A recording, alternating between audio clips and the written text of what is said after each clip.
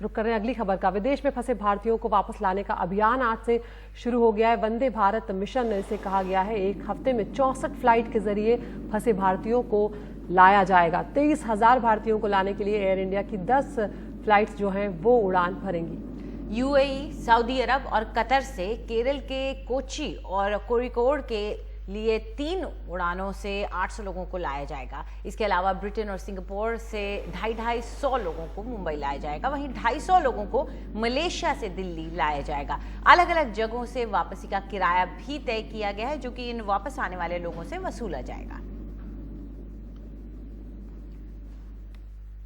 और ज्यादा जानकारी के लिए सीधा रुक करते हैं हमारी foreign affairs editor Kadambini Sharma का। कादम्बिनी, ये जो प्लान है वो बहुत बड़ा प्लान है।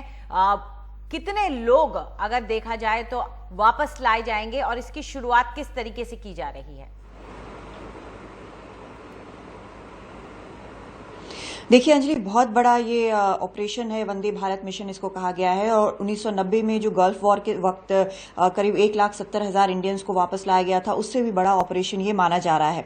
आज जो पहली जो फ्लाइट लैंड होगी वो रात में 9:40 में होगी यहाँ पर, और ये आएगी कोच्चि में लैंड करेगी। ये फ्लाइट अबू धाबी से आ रही है और वहां पर करीब 4:15 बजे वहां से ये टेक ऑफ करेगी।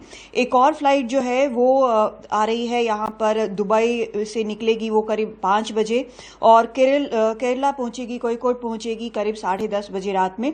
तो पहली फ्लाइट में 175 भारतीय हैं, दूसरे में करीब 175 हैं।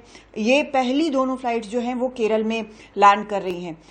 बहुत बड़ी संख्या में माना जा रहा है कि इसमें भारतीय जो वहां फंसे हुए हैं वापस आएंगे। सिर्फ गल्फ कंट्रीज में अगर हम देखें तो 3 लाख के करीब नागरिकों ने रजिस्टर किया है वापस लौटने के लिए। और 64 फ्लाइट जो हैं अलग अलग देशों से वो ऑपरेट करेंगी, चाहे यूके हो, यूएस हो, मालदीव्स हो, यहाँ तक कि जो नेवल शिप्स हैं वो भी तैयार, 3 नेवल शिप्स जो हैं वो तैयार हैं जाने के लिए, और वहां से भी भारतीयों को वापस लाया जाएगा।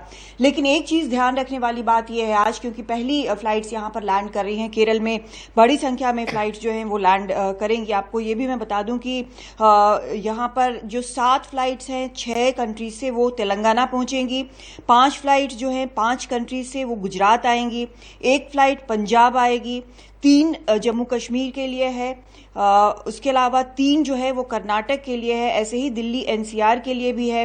तो ये एक बहुत बड़ी संख्या में करीब यहाँ पर जो भारतीय हैं वो वापस लाए जा रहे हैं और दोनों तरह से वापस लाए जा रहे हैं। लेकिन एक इंटरेस्टिंग पार्ट ये है जिस पर पहले सवाल उठा है, वो ये कि पेमेंट कौन करेगा। इसमें बड़ा साफ तौर पे कह दिया गया है कि जो भारतीय वापस आएंगे वो खुद पेमेंट करेंगे।